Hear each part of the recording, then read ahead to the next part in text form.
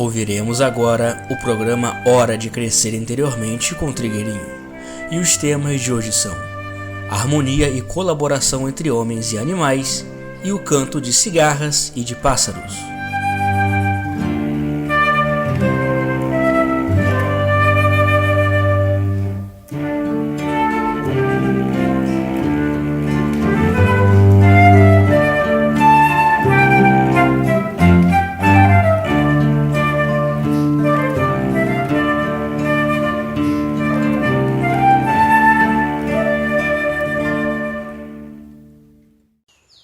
Agora, aqui uma pessoa teve um sonho onde ela ouvia a seguinte afirmação: não é possível um ser humano ser dono de um animal, pois todos, homens e animais, são consciências puras.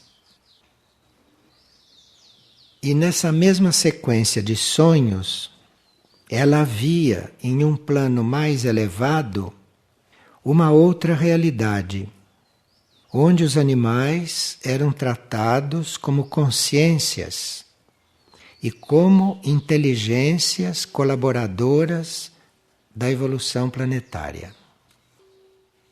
E a pergunta: qual é o ponto de harmonia na relação com os animais? Bem, nós temos mesmo esta tarefa, não? De nos harmonizarmos com o reino animal e de colaborarmos para que o reino animal vá se encaminhando para a individualização. Isto é uma tarefa da humanidade de superfície. E como vimos, 90% também não tem consciência disto. E tratam os animais da forma como se sabe. E durante séculos, a relação do homem com o animal foi de domínio, de prepotência, ou uma relação de depredação. Mas hoje já existem pessoas que despertaram para um outro tipo de relacionamento e pessoas que até já descobriram que alguns animais podem ser nossos colaboradores, inclusive no campo terapêutico.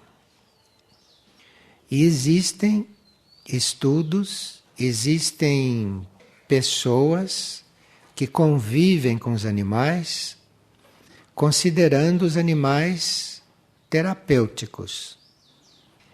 E os cavalos são reconhecidos como terapeutas. Os golfinhos também já são considerados colaboradores em terapias.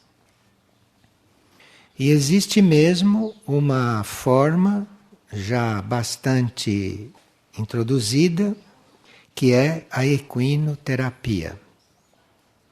Existem grandes empresas já, grandes multinacionais, que estão já usando animais para equilibrar os seus funcionários. Então existem já trabalhos nesse sentido. E os animais têm ajudado bastante. E na cura também. Há cães, há gatos que têm inclusive consciência de que estão colaborando na cura. Há cães que já compreendem que são colaboradores numa cura. E existem médicos ou existem terapeutas que têm os cães como colaboradores. E nós conhecemos alguém que coloca cães inteligentes, cães que já têm esta consciência, no quarto dos doentes. E o cão se posiciona de tal maneira que ele começa a influir e a irradiar na cura do indivíduo. Nós tivemos um cão que quando algumas pessoas entravam na sala para fazer a praxis vertebralis, ele com a patinha batia na porta, queria entrar. Então se abria a porta e ele ia deitar nos pés da maca durante toda a prática. E só se levantava quando a prática terminava, e aí ele pedia para sair. De forma que existe esta consciência nos cães e nos cavalos. Os gatos também têm esta possibilidade, mas os gatos não demonstram muito. Os gatos são mais recolhidos, não é? Os gatos preferem estar neles mesmos, mas se observar, se vê que eles também têm esta consciência. Agora, os cavalos, que são muito importantes nesta colaboração, talvez dos mais importantes, como vamos ver, os cavalos instintivamente fogem do homem, de forma que nós não temos a oportunidade de ter os cavalos em maior colaboração, porque alguns temem o homem. Como eles são herbívoros, não são como os cães e os gatos, que também comem carne. Cavalo não come carne. Cavalo é herbívoro. Ele sendo herbívoro, ele tem mais consciência de que o homem é um predador. O cavalo instintivamente sente o homem como predador. E o fato dele continuar buscando o homem, ser amigo do homem, trabalhar com o homem em consideração, sabendo na sua consciência que o homem é um predador, isso nos revela a grandeza da consciência de um cavalo. E alguém que estudou muitos cavalos e que tem uma relação muito próxima com eles, diz que alguns cavalos, quando se aproximam dele, só faltam falar. Chegam a transmitir o que estão pensando, porque o cavalo já pensa. Então, ele está transmitindo o que está pensando. E esta pessoa diz que o cavalo, quando não tem muito contato com ele, lhe diz: quero te conhecer, quero saber quem você é. É o que ele sente do cavalo. E outros cavalos, quando se aproximam, ou quando ele se aproxima do cavalo, lhe transmite: quero estar com você, quero ficar na sua companhia.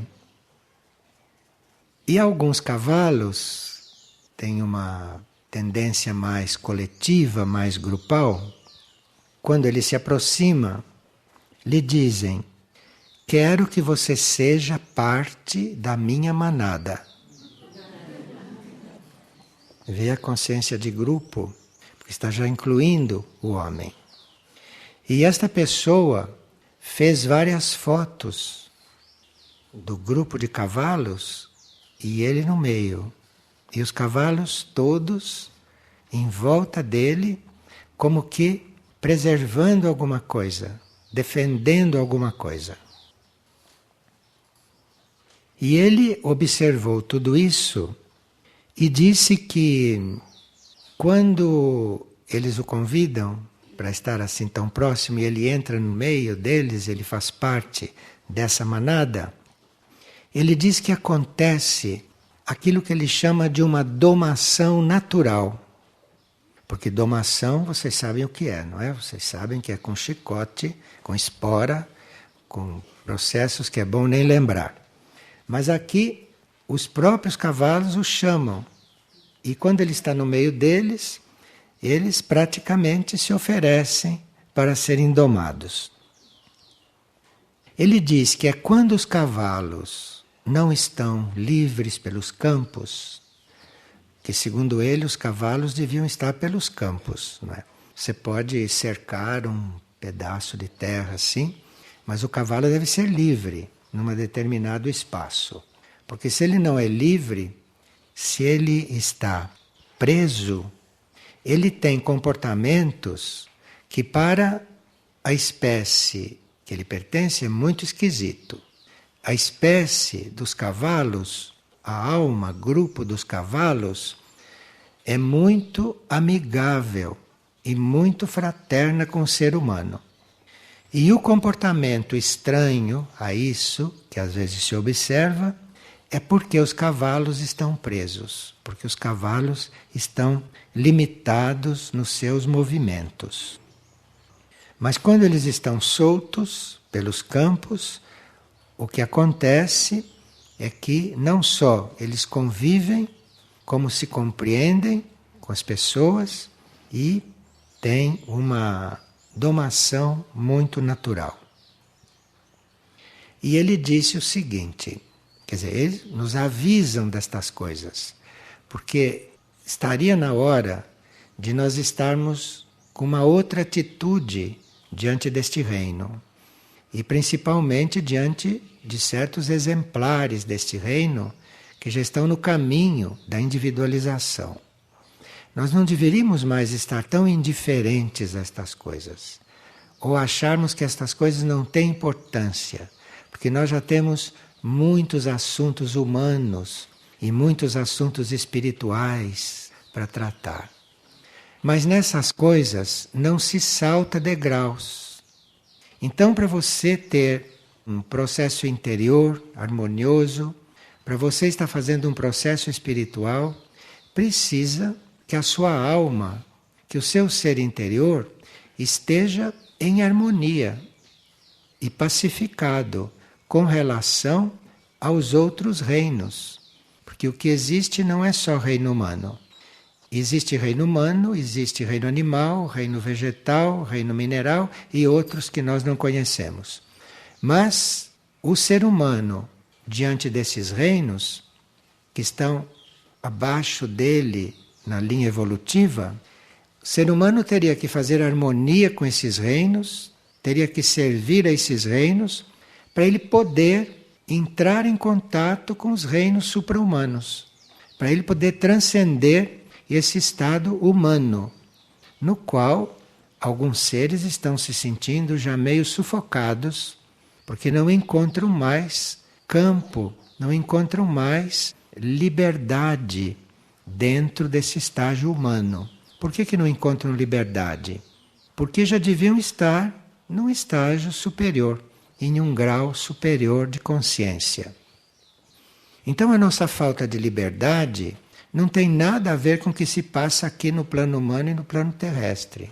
Nossa falta de liberdade tem a ver com a nossa falta de contato com níveis de consciência onde a liberdade existe, onde não há o que tolha a nossa liberdade. Bem, este que estudou muitos cavalos e que é um irmão deles, este disse que quando nós abraçamos um cavalo, e logicamente, quando o cavalo aceita este abraço e também toma esta atitude, que os ritmos cardíacos se sintonizam. O ritmo cardíaco do coração humano sintoniza com o ritmo cardíaco do cavalo. E os humores se misturam. Isto é, o homem transmite o seu humor ao cavalo e o cavalo transmite o seu humor ao homem. E por isso está previsto na natureza, quer dizer que o cavalo, embora esteja num reino anterior, ele tem algo a atualizar em nós, que nós, pelo caminho evolutivo, andamos perdendo. Então esses ritmos cardíacos se sintonizam. E você sente a sintonia cardíaca entre os dois. E ele, estabelecendo esta sintonia de ritmo cardíaco para ritmo cardíaco, ele descobriu que os cavalos se harmonizam muito mais rapidamente do que os seres humanos numa crise. que se um ser humano entra numa crise, é um Deus nos acuda, não é? Você sabe o que precisa para harmonizar isto. Precisa mexer com céus e terras. Um cavalo, basta um contato deste, ele já se harmoniza. Ele tem condições de se harmonizar.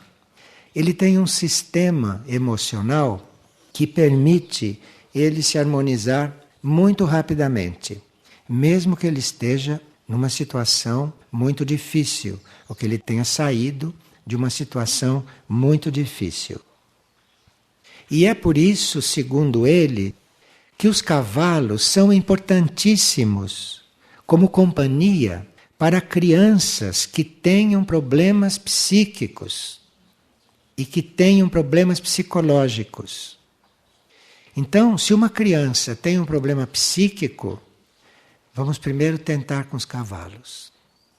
Depois vamos pelas vias normais, segundo a experiência dele. Porque o cavalo, além de dar equilíbrio, principalmente à criança, porque a criança é mais aberta. O adulto já tem uma mente mais elaborada, o adulto já elabora. Então a mente do adulto forma muitas barreiras diante de certas oportunidades. Mas a criança não forma barreira, a não ser que seja uma criança doente. Mas se não é uma criança doente, ela não forma barreira, naturalmente. Então, o cavalo lhe transmite equilíbrio e ele assume aquela vibração angustiada, ele assume e transmuta, ele libera a criança disso. E em contato com os cavalos, ele notou que o campo etérico do coração e do cérebro entram numa relação harmoniosa. Vocês sabem, não é? Nós temos visto, temos estudado que o coração chega primeiro, não é, do que a mente, que o cérebro, em geral, no ser humano. E com a colaboração com o cavalo, o coração e o cérebro entram em harmonia, entram em relação muito facilmente. E ele diz que se estabelece esta relação e se nós trabalhamos esta relação com os cavalos, o cavalo passa a perceber o que nós queremos. O cavalo percebe o que nós queremos.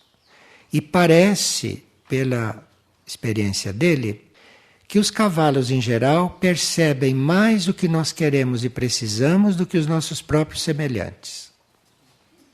Porque os nossos semelhantes gostam muito de projetar as necessidades deles em nós e ficarem inventando coisas que a gente precisa, como a gente nem cogita daquilo. Mas são eles que precisam, então acham que a gente precisa. E que o cavalo não tem esse mecanismo. O cavalo não projeta em nós nenhum estado dele nesse momento, nesse relacionamento. Agora, para isto tudo acontecer e para nós termos esta relação assim tão importante, não? Com esses elementos deste reino, nós precisaríamos ter com eles um comportamento coerente. Porque se você não é coerente com o ser humano, ele te compreende. Ele acha que você não é coerente e pronto. E passa. Mas o cavalo não. Se você não é coerente com ele, se você não tem uma atitude coerente, tudo isto fica prejudicado. Tudo isto não se faz, não se constrói dessa forma. Mas se há uma coerência no tratamento, se há uma harmonia permanente no tratamento, sem altos e baixos, então, a partir daí, ele te obedece. Ele tem necessidade de te obedecer. Porque a esta altura, se ele te obedece, você vai dar a ele aquilo que sozinho ele não pode chegar a fazer. Daqui é que está então. Ele te obedece não para fazer a sua vontade. Ele vai obedecer também para isso. Mas ele vai te obedecer é naquilo que você lhe mostrar, naquilo que você lhe pedir, que para ele seja uma evolução, que para ele seja um passo evolutivo. E ele observou que quando ele entrava numa manada, quando ele fazia parte de um grupo de cavalos, que dentro da manada havia uma hierarquia. E que o cavalo tem um senso de hierarquia que nós desconhecemos. E que quando se entra numa manada e se convive com ela, nós vemos que os cavalos se posicionam segundo uma liderança que existe entre eles. Uma manada não é como uma multidão de gente que está ali de qualquer jeito. Se você põe muitos cavalos juntos, eles se posicionam hierarquicamente. Eles não ficam como nós. Eles se posicionam ali dentro hierarquicamente. E ali dentro, eles percebem quais são os cavalos que devem conduzir a manada, que devem dar os sinais à manada. E quais são os cavalos que são os ajudantes destes que dão os sinais. E ele diz que há sempre uma égua que é líder. Há sempre uma égua que é líder ali dentro. E ela é que na maior parte dos casos toma as decisões. E os outros líderes cavalos a seguem. Quando a égua é líder, quando a égua é que decide e a manada segue, o macho compreende e ele se retira para a sua função reprodutiva e ele começa a assumir a defesa da manada toda para que os predadores de cavalos não se aproximem. De forma que se há uma égua líder e se a manada está hierarquicamente organizada, os reprodutores, que são mais fortes, vão para a parte externa e vão defender, vão preservar a manada dos predadores. E ele diz que, em muitos casos, ele observou que o cavalo que defende fica do lado direito da manada e deixa o lado esquerdo para o cavalo que vai cuidar dos potros. Então, se nós fôssemos examinar isto de um certo ponto de vista, não? Iríamos ver o quanto temos que aprender aqui, como ordem, né? Como ordem das coisas, como harmonia, como disciplina e como disposição, não é, de tantas energias. Só que ele observou que essas coisas todas ficam muito claras quando há um grupo não menor que 8 cavalos. Para tudo isso precisa estarmos em número de 8 ou um pouco mais. Menos de 8 não dá para toda esta sintonia estar estabelecida, ser reconhecida, não? E ser vivida assim. E o mesmo, a mesma relação, não desta forma, mas uma relação semelhante, nós podemos ter com as árvores. Isto já vimos aqui várias vezes, com as árvores, com as plantas. E vocês sabem que há seres que compreendem as plantas.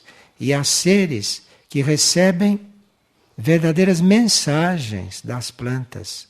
E principalmente de certas árvores. Nós temos aqui em Figueira já um levantamento feito pelo setor reinos e pelo setor de cura. Nós temos já um levantamento feito de todas as árvores que nós reconhecemos como árvores que já têm condições de se comunicar conosco. Então, vamos incluir todas estas coisas. Vamos incluir um tom, uma energia de mais união com os reinos da natureza. Porque a união com a terra você já tem trabalhado, a união com a água. Então, é um momento bastante importante.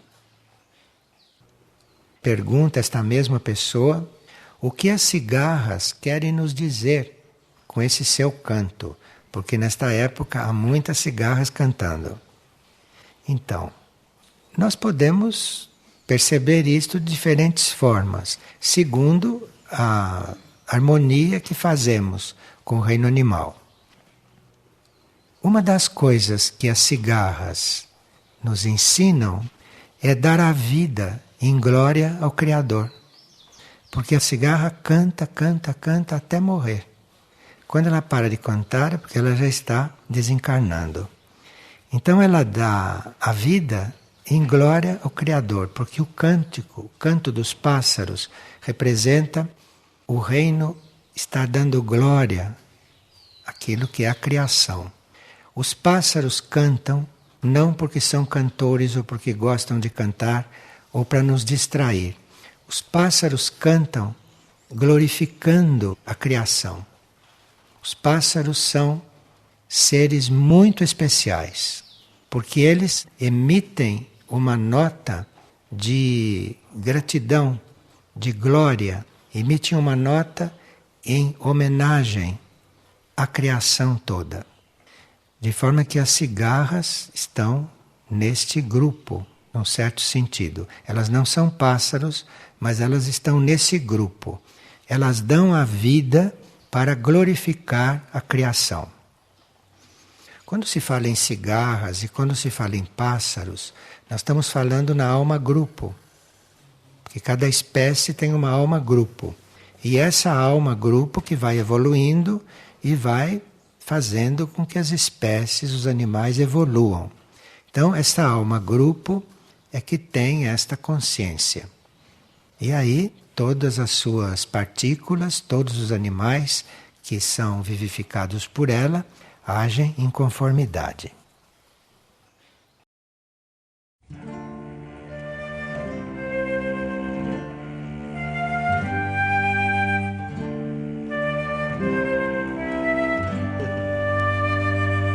O programa Hora de Crescer Interiormente com Trigueirinho é apresentado todas as segundas e sextas, às 17h30. Todo acervo de palestras gravadas de Trigueirinho está disponível gratuitamente no site da editora Irdim, www.irdim.org.br.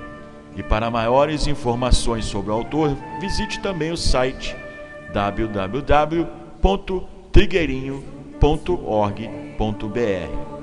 E em Nova Friburgo, informações no endereço Rua Ernesto Brasílio, 14, Sala 307, Edifício Central, Centro.